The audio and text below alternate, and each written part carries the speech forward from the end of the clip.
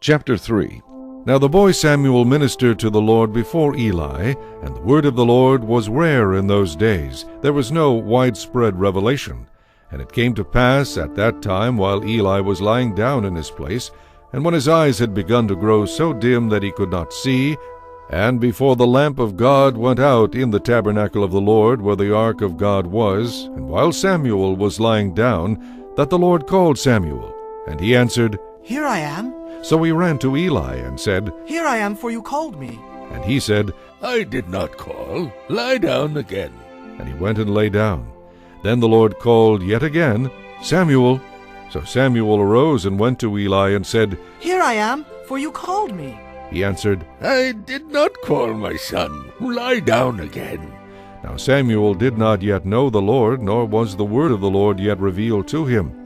And the Lord called Samuel again the third time. So he arose and went to Eli and said, Here I am, for you did call me. Then Eli perceived that the Lord had called the boy. Therefore Eli said to Samuel, Go, lie down, and it shall be, if he calls you, that you must say, Speak, Lord, for your servant hears. So Samuel went and lay down in his place. Now the Lord came and stood and called as at other times, Samuel, Samuel. And Samuel answered, Speak, for your servant hears. Then the Lord said to Samuel, Behold, I will do something in Israel at which both ears of everyone who hears it will tingle. In that day I will perform against Eli all that I have spoken concerning his house, from beginning to end. For I have told him that I will judge his house forever for the iniquity which he knows, because his sons made themselves vile, and he did not restrain them.